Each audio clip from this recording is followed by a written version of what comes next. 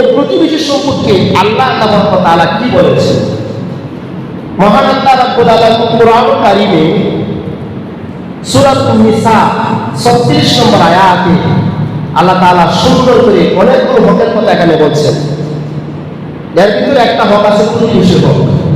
প্রতিবেশী হলো, আগে প্রতিবেশীর সংজ্ঞা জানবো। প্রতিবেশী হলো আমার নিজের অবস্থান থেকে, আমার নিজের বাড়ি থেকে আমি হয় গ্রামে অবস্থান করি অথবা শহরে অবস্থান করি, আমার বাড়ি থেকে ডানে বামে পিছনে সামনে 40 গজ পর্যন্ত হলো প্রতিবেশী। 40 গজ পর্যন্ত কি প্রতিবেশী? এই 40 গজ প্রতিবেশীর সাথে আমার কেমন আচরণ হবে, আমার তার সাথে কেমন চলাফেরা হবে, তার সাথে আমার আল্লাহ কি বলে দিয়েছেন। প্রতিবেশীর সাথে সম্পর্ক স্থাপন করার জন্য প্রতিবেশী কি বলে যে লোকটা ভালো, তাহলে প্রকৃতপক্ষে সে লোকটা ভালো। সুবহানাল্লাহ বলেন। আল্লাহ তাআলার কাছে সে লোকটা অত্যন্ত দামি ও মর্যাদাবান হয়ে যায়। প্রতিবেশী যদি বলে লোকটা খারাপ, প্রকৃতপক্ষে লোকটা আসলে খারাপ। আপনার অগোচরে, আপনার অনুপস্থিতি মানুষ যদি বলাবলি করে যে লোকটা খুব ভালো মানুষ, তাহলে বুঝতে পারবেন যে আসলে আপনি ভালোর আলামত এবং আপনাকে ভালো বোঝানোর মাধ্যমে বোঝা যাচ্ছে যে প্রকৃতপক্ষে আপনি ভালো অন্তর্ভুক্ত। সাহাবায়ে কেরাম বললেন, ইয়া রাসূলুল্লাহ, ইয়া হাবিবাল্লাহ, আমরা কি করে বুঝবো যে আমি ভালো না খারাপ? আল্লাহর নবী বললেন, যখন তোমার আশপাশের লোকেরা যদি বলে লোকটা ভালো, তাহলে বুঝতে পারবা প্রকৃতপক্ষে তুমি ভালো। তোমার সঙ্গী সাথীরা যদি বলে, যার সাথে চলাফেরা করো, উঠা বসা করো, ওই লোকগুলো যদি বলে সে ভালো মানুষ, তাহলে বুঝবা যে প্রকৃতপক্ষে তুমি ভালো মানুষ। সুবহানাল্লাহ বলেন। প্রিয় ভাইরা, সূরাতুন নিসার 36 নম্বর আয়াতে আমার আল্লাহ তাবারক ওয়া তাআলা বললেন, ওয়াবুদুল্লাহা ওয়া লা তুশরিকু বিহি শাইআন ওয়া বিল ওয়ালিদাইনি ইহসানাও ওয়া বিযিল কুরবা ওয়াল ইয়াতামা ওয়াল মাসাকিন ওয়াল জারি যিল কুরবা ওয়াল জারিল জুনুবি ওয়াস সাহিবি বিল জানবি ওয়া ইবনিস সাবিল ওয়া মা মালাকাত আইমানুকুম ইন্নাল্লাহা ইউহিব্বু মান কানা মুখতালান ফাখুরা। আল্লাহু আকবার। ওয়াবুদুল্লাহ, আল্লাহ রাব্বুল আলামিন বলেন আমার ইবাদত করো। কার ইবাদত করার জন্য বলছেন? আল্লাহর ইবাদত করার জন্য বলছেন বান্দা আমার। ওয়াবুদুল্লাহ, ও পৃথিবীর মানুষ, দুনিয়ার অন্য কারো ইবাদত হবে না, অন্য কারো কাছে মাথা নত হবে না, অন্য কারো তাবেদারি হবে না। আমার আল্লাহ জানায় দেয়, ওয়াবুদুল্লাহ, তোমরা একমাত্র আমার ইবাদত করবা। সুবহানাল্লাহ। আমার ছাড়া অন্য কারো ইবাদত করা যাবে না। এই আল্লাহর ইবাদত করার পাশাপাশি আল্লাহ রাব্বুল আলামিন কি বলে দিয়েছেন? ওয়ালা তুশরিকু বিহি শাইআ, এবং আমার সাথে কাউকে অংশীদার সাব্যস্ত করব না, শিরক করব না। শিরক করার জন্য আল্লাহ নিষেধ করেছেন। শিরক কি? শিরক হলো আল্লাহর সমকক্ষ কাউকে মনে করা, অংশীদার সাব্যস্ত করা। আল্লাহ আছেন, তার সাথে অন্য কারো সমকক্ষ মনে করে। যেমন যারা শিরক করে তাদেরকে বলা হয় মুশরিক। যেমন হিন্দু যারা আছে, ওরা কিন্তু জানে সৃষ্টিকর্তা আছে, কিন্তু তার সাথে কি আরেকজন অংশীদার সাব্যস্ত করে। ইহুদিরা ঈসা আলাইহিস সালামকে আল্লাহর পুত্র বানাইছে, মরিয়ম আলাইহিস সালামকে আল্লাহর স্ত্রী বানাইছে, বলেন না নাউজুবিল্লাহ। এবং তারা বলে যে আল্লাহ হচ্ছেন এক খোদা, মরিয়ম হচ্ছে আরেক খোদা, ঈসা হচ্ছে 3 খোদার এক খোদা, বলেন না নাউজুবিল্লাহ। এইভাবে তারা অংশীদার সাব্যস্ত করেছে বিভিন্নভাবে। ঠিক হিন্দুরাও তারা মূর্তি পূজা করে, ওরা মনে করে এই মূর্তি পূজার মাধ্যমে তারা আল্লাহর কাছে পৌঁছে দিবে, নাউজুবিল্লাহ বলে। তারা মাধ্যম খুঁজে, তারা শিরক করে অংশীদার করে। মূর্তি, তার তো প্রাণ নাই, সে কি করে এটা মানুষের হিতাহিতি জ্ঞান না থাকে যেটা হয় কি আগে মূর্তি পূজা করে আসছে বাপদাদারা, এখন এই মূর্তি পূজা তারা করে। এখন মনে করেন যে আল্লাহ সমকক্ষ কেউ নেই। পৃথিবীর যত মানুষ আছে সমস্ত মাখলুক, শুধু মানুষ না, সমস্ত মাখলুক আল্লাহ তাআলার মুখাপেক্ষী, আল্লাহ কারো মুখাপেক্ষী নয়। আল্লাহ হলেন স্বয়ং সম্পূর্ণ। সুবহানাল্লাহ। কারণ কি জানেন, আমাদের কোনো না কোনো জিনিস অভাব আছে, আছে না নাই? যদি আমার মেধা ভালো থাকি, অর্থ নাই, অর্থ মেধা দুইটা আছে, চেহারা নাই, কোনো না কোনো কাজে আমার সমস্যা আছে। মানুষ স্বয়ং সম্পূর্ণ নয়, কোনো না কোনো কাজে আপনার কারো কাছে যেতে হয়। আপনি একা একা চলতে পারবেন না। একা একা কি মানুষ বসবাস করতে পারে? এই সমাজে একা একা বসবাস করতে পারে না। কারো না কারো কাছে আমাদের হাত পাততে হয়, যেতে হয়, কোনো প্রয়োজন সাপেক্ষে বাইরা। তা আল্লাহ হচ্ছেন সমকক্ষ, কাউকে নাই। আল্লাহ হলেন আপনার সমস্ত কিছু মূর্তি। আল্লাহকে নিয়ে যদি আপনি গবেষণা করেন, চিন্তা ফিকির করেন, তাহলে আপনি ধ্বংস হয়ে যাবেন। কারণ হলো আল্লাহকে নিয়ে চিন্তা করার, গবেষণা করার আমার কাজ না। আমার কাজ হলো আল্লাহর মাখলুক নিয়ে চিন্তা ফিকির করা। সুবহানাল্লাহ বলেন। ভাইরা আমার, তেমন পৃথিবীর সমস্ত, যদি পৃথিবীর যত বৃক্ষ আছে, এই সমস্ত বৃক্ষগুলো যদি কলম বানান, যত সাগর আছে, মহাসাগর আছে, সবগুলো যদি কালি বানান, এই কলম দিয়া, ওই কলম দিয়া, ওই সাগর থেকে যদি কালি নিয়া আল্লাহর প্রশংসা, আল্লাহর মহিমা, আল্লাহর গুণ কীর্তন লিখতে শুরু করে, পৃথিবীর কলম শেষ হয়ে যাবে, সমুদ্রের কালি শেষ হয়ে যাবে, কিন্তু মহান আল্লাহ তাআলার প্রশংসা, নাম কীর্তন বলে শেষ করা যাবে না। সুবহানাল্লাহ। আল্লাহকে নিয়ে গবেষণা করা আমার কাজ না। আমার কাজ শুধু সৃষ্টিকে নিয়ে গবেষণা করা। যে সমস্ত ইহুদিরা আল্লাহকে নিয়ে যারা গবেষণা করেছে, আগেই ওরা ধ্বংস হয়ে গেছে, এরা আপনার প্রস্পষ্ট হয়ে গেছে। আল্লাহর সৃষ্টিকে নিয়ে যদি আপনি চিন্তা ফিকির করেন, 1 ঘন্টা চিন্তা করলে আপনার 1000 রাকাত নফল নামাজ পড়লে কি সওয়াব হবে? আল্লাহ তাআলা আপনার সেই সওয়াব দিবেন। সুবহানাল্লাহ। 1 ঘন্টা চিন্তা ফিকির করবেন, গবেষণা আল্লাহ সৃষ্টিকে নিয়ে, সারা রাত দাঁড়ায় নফল ইবাদত করলে যে সওয়াব হবে, আল্লাহ তাআলা সেই সওয়াব আপনার আমলনামায় লিখে দিবেন। সুবহানাল্লাহ বলে। আর এই জন্যই চিন্তা কোন সময় আল্লাহর নিয়ে করবেন না। আল্লাহ কান কিনা, আল্লাহর হাত আছে কিনা, পাও আছে কিনা, এগুলো আমার টেনশনের দরকার নাই, চিন্তা করার দরকার নাই। আল্লাহ কান কিনা, এটা মুসা নবী বারবার প্রশ্ন করলেন, আল্লাহ আপনি কি কান কিনা? কোন আমি তো খাই না। আল্লাহ আপনি কি কান কিনা? কোন আমি তো খাই না। যদি আপনি খাইতেন, কি খাইতেন? আল্লাহ তাআলা বলেন, যদি আমি খাইতাম, একমাত্র দুধকে আমি পছন্দ করতাম। সুবহানাল্লাহ। দুধের মাঝে এত পুষ্টি, এত গুণাগুণ দিয়ে দিয়েছেন। আপনার ডাক্তারের কাছে গেলে বিভিন্ন আপনার তাদের কাছে বলে যে বেশি করে আপনার দুধ আপনার খাবেন, শরীরের শক্তি সবল যোগায়। একমাত্র ভাই আমার আল্লাহ রাব্বুল আলামিনকে মুসা নবী আরো প্রশ্ন করলেন, আল্লাহ আপনি কি ঘুমান না? কোন আমি ঘুমাই না। এইভাবে যখন বারবার প্রশ্ন করতে শুরু করলেন, এবার আল্লাহ বলেন, ও মুসা, একটা গ্লাস নাও, গ্লাসের মধ্যে 1 গ্লাস পানি নাও, পানি নিয়ে তুমি এটা দাঁড়ায় থাকো। মুসা নবীকে আল্লাহ তাআলা বোঝানোর জন্য কি উদাহরণ দিয়েছেন ভাইরা আমার। মুসা নবী 1 গ্লাস পানি বললেন, পানি বলার পরে সে দাঁড়িয়ে রইল। দাঁড়ানোর পরে ভাইরা আমার গভীর রজনীতে যখন একটা তরন্দার বাপ হলো, ঘুম ঘুম বাবা আসলো। ওই ঘুম ঘুম বাবা আসার কারণে মুসা আলাইহিস সালামের হাতে থেকে গ্লাসটা পড়ে যায়, পড়ে গিয়ে ভেঙে যায়। আল্লাহ ডাক দিয়ে বলে, এ মুসা, তুমি এটা কি করলে? একটা গ্লাস তুমি রাখতে পারলে না, ভেঙে ফেললে। তুমি একটা সামান্য গ্লাস ধরে রাখতে পারলে না। যদি আমি আল্লাহ ঘুমায়া যাইতাম, তামাম পৃথিবীটা ধ্বংস হয়ে যাইত। সুবহানাল্লাহ বলেন। আমার আল্লাহ তাআলা সূরাতুল বাকারার ভিতরে, আয়াতুল কুরসির ভিতরে বলে দিয়েছেন, লা তাখুযুহু সিনাতু ওয়ালা নাওম। আল্লাহ কিন্তু ত্রন্দা, নিদ্রা তো নাই, গা ত্রন্দারও নাই, নিদ্রার কোনো ভাবও নাই। সুবহানাল্লাহ।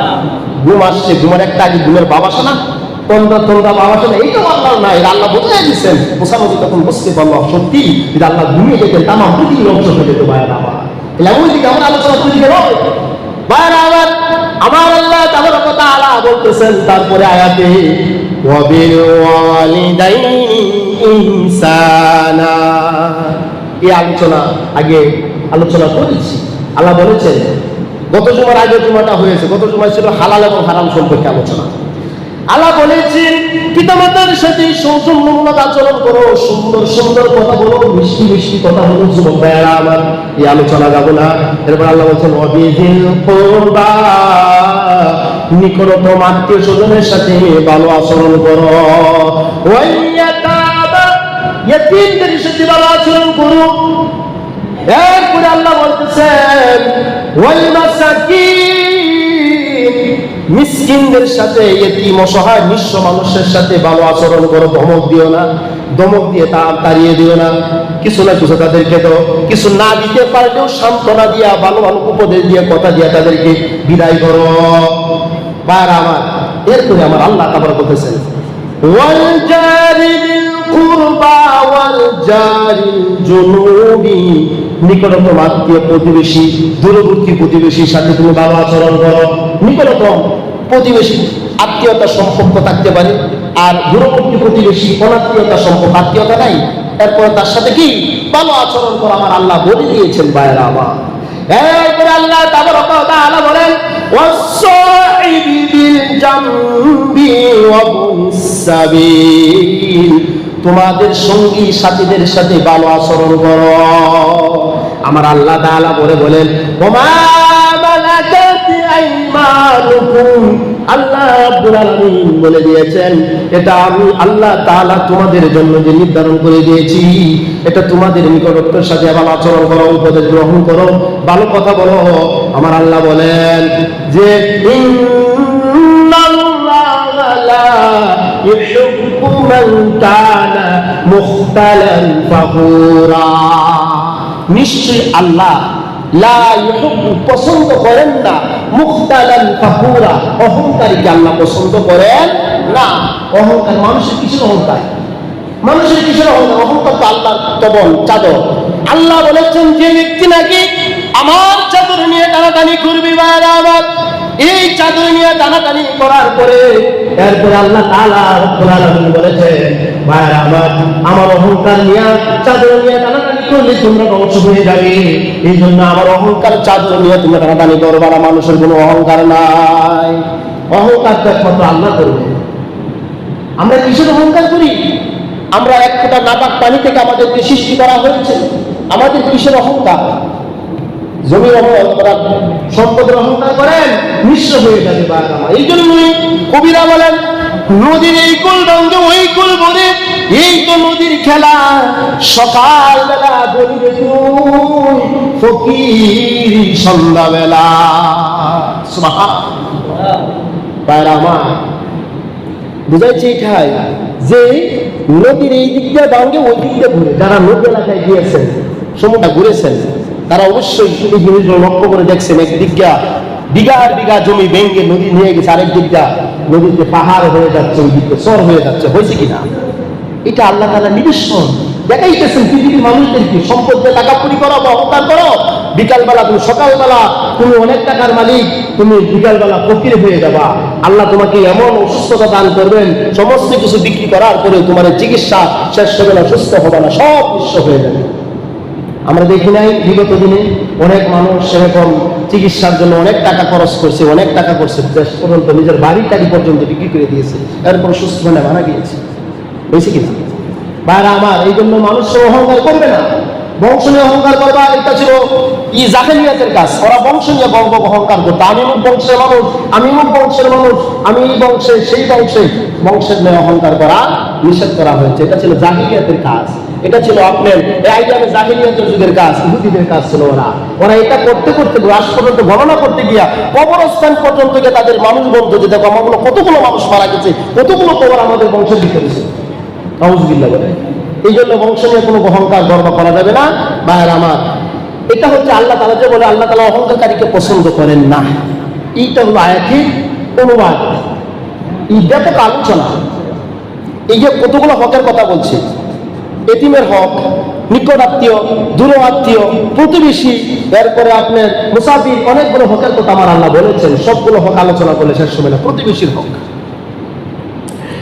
عن ابي هريره رضي الله تعالى ان النبي صلى الله عليه وسلم قال والله لا يؤمن والله لا يؤمن والله لا يؤمن قيل من يا رسول الله قال الذي ذاره দয়াল নবীজি সাল্লাল্লাহু আলাইহি ওয়াসাল্লাম বললেন আমার প্রখ্যাত সাহাবী আবু হুরায়রা থেকে বর্ণনা রাসূলুল্লাহ সাল্লাল্লাহু আলাইহি ওয়াসাল্লাম বলেন আল্লাহর কসম করে বলি ওয়াল্লাহি লা ইউমিনু আল্লাহর কসম করে বলি ওই ব্যক্তি ঈমানদার না ওয়াল্লাহি লা ইউমিনু আল্লাহর কসম করে বলি ওই ব্যক্তি ঈমানদার না আল্লাহর কসম করে বলি ওই ব্যক্তি ঈমানদার না আল্লাহর নবী কথাটা কয়বার বলছেন তিনবার কতবার বলছেন তিনবার বলছেন কিরা মানে রাসূলুল্লাহ সাহাবারা প্রশ্ন করলেন ইয়া রাসূলুল্লাহ ইয়া হাবিবাল্লাহ কোন ব্যক্তি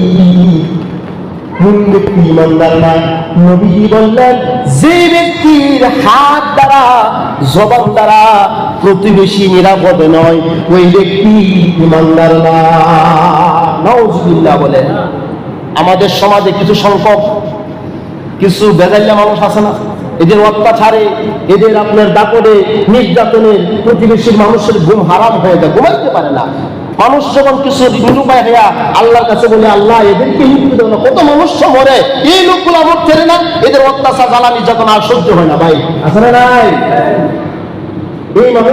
এই মানুষগুলো ব্যাপারে বলছেন এরা যারা এই সমস্ত কাজ করে আল্লাহ রাসূল বলছেন সে ঈমানদার নয় এই প্রতিবেশীর ব্যাপারে বলা হয়েছে রাসূল আরবি সাল্লাল্লাহু আলাইহি ওয়াসাল্লাম বলেছেন বারা আমার যে ব্যক্তি পেট ভরে খাবার খাইলো প্রতিবেশী ক্ষুধার্ত আল্লাহ নবী বললেন ওই ব্যক্তি ঈমানদার না প্রতিবেশী যদি আপনাকে কোনো কাজে ডাক দেয় তার ডাকে সাড়া দেবেন প্রতিবেশী যদি ইন্তিকাল করে তা জানাজায় শরীক হবেন দাফন কাপড়ে শরীক হবেন এবং কি হাদিস শরীফে আছে জানাজা দাফন কাপড়ে শরীক হলে কোনো মানুষ যদি মারা যাওয়ার কারণে যদি তার জানাজায় অংশগ্রহণ করেন এক কেরাত সব তার আমল লিখে দেওয়া হবে সুবহানাল্লাহ সাহাবায়ে কেরাম প্রশ্ন করলেন ইয়া রাসূলুল্লাহ এক কেরাত কি এবার বলতেছেন যে ব্যক্তি নাকি জানাজার নামাজ শেষ হওয়ার পরে দাফন হওয়ার পরে মোনাজাত করার পরে মাটি সারি দেওয়ার পরে মোনাজাত করার পরে তারপরে চলে আসলো তার আমল নামাজ 2 কেরাত সব দেওয়া হবে সুবহানাল্লাহ সাহাবায়ে কেরাম বললেন ইয়া রাসূলুল্লাহ এক কেরাত 2 কেরাত বললেন বুঝলাম না রাসূল বললেন এক কেরাত হলো এক উহুদ পাহাড় পরিমাণ সওয়াব সুবহান 2 কেরাত হলো 2 উহুদ পাহাড় পরিমাণ সওয়াব তখনকার সময় আরবের উহুদ পাহাড় ছিল সবচেয়ে বড় পাহাড় ওই যত বড় পাহাড় এর মতো সওয়াব আল্লাহ তাআলা আমলনামায় দিয়ে দিবেন সুবহানাল্লাহ তাহলে প্রতিবেশীর জানাজা দাফন কাফন অংশগ্রহণ করা তার সুখে সুখত হওয়া দুঃখে যদি সে দুঃখ মানে দুঃখ যদি লাগে কষ্ট লাগে তার দুঃখে সুখে দুঃখে বিপদে আশেপাশে থাকে আমরা করি কি উল্টা করি প্রতিবেশী বিপদে পড়লে ওরা আমরা দাঁড়ানো যায় ওরা কেউ ফিল মারা যায় এইটা আমাদের বৈশিষ্ট্য কালচার এরা কি কিনা আমরা এটা করি কিন্তু ভাই আমরা তো মুসলিম আমাদের পিতা কোনো আমাদের পিতা না আমার তার সম্পদ তার জানমাল আমার কাছে আমারও প্রতিবেশী মাল পাহারা দিয়ে রাখতে হয় নিরাপত্তা যেন চুরি হয়ে যায়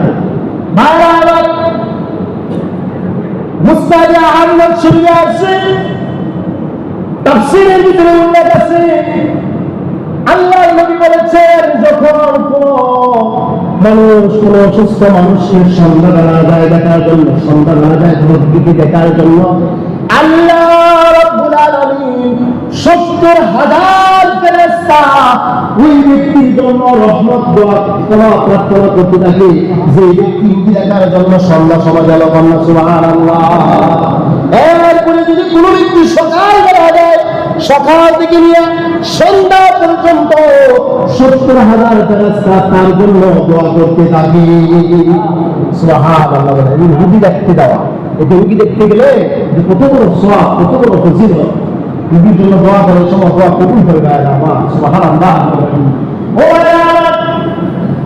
সবাই তো সংক্ষিপ্ত বলে দিচ্ছি আমরা এমন অলসতা গাফিলতার কারণে আমরা অনেক ভুল ইবাদত করি না, ছেড়ে দিই।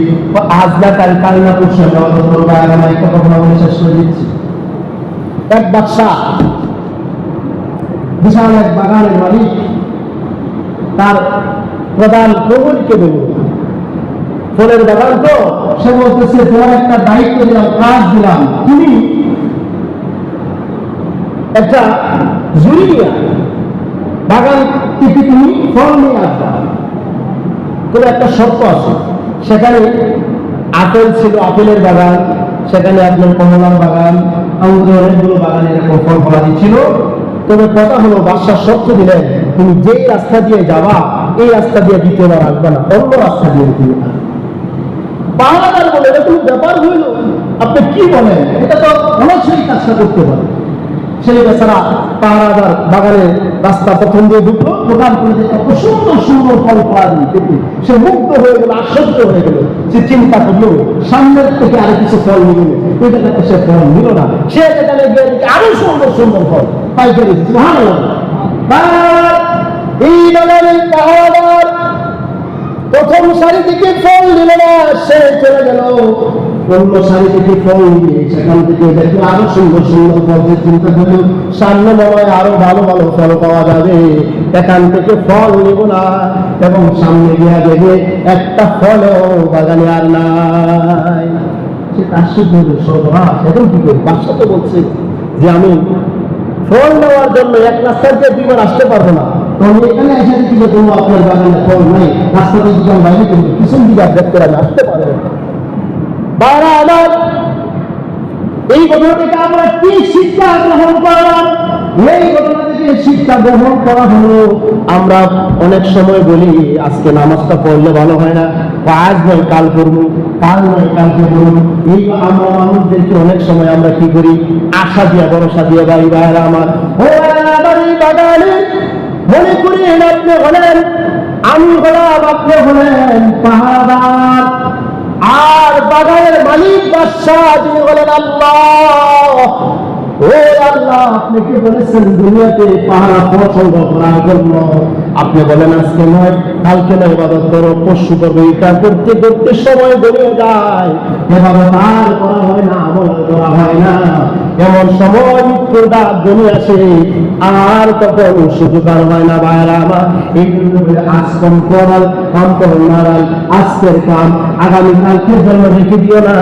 একদিকে সময় অপচয়, আর একদিকে ওই কাজটা সময় মতো সম্পূর্ণ হয় না। হয় আজকের যে কাজ এটা যদি আপনি ঠিক মতো করতে না পারেন, মনে করেন আপনি একটা চাকরি করেন অফিসে, আপনার প্রতিদিনের দায়িত্বটা কেউ মাল শিখতেন না, কিন্তু দেখা গেল আজকে আপনি মাল শিখলেন দিতে পারলেন না, এই কাজগুলো জমে রইল, আগামীকাল আরেকগুলো 300 মাল আপনি শিখলেন দিবেন, এই 300 হয়ে গেল, একটা সময় অপচয় হলে দ্বিতীয়ত মাইনের কাজের চাপ বেড়ে গেল, ওই কাজ আর সঠিকভাবে সম্পূর্ণ হয় না। এই জন্য যখন যে কাজ তখন সেই কাজ সম্পূর্ণ সমাধান করা হয় না। আমার আল্লাহ তাবারক ওয়া তাআলা সকলকে যেন আমাদের সঠিকভাবে বুঝ দান করা। আমি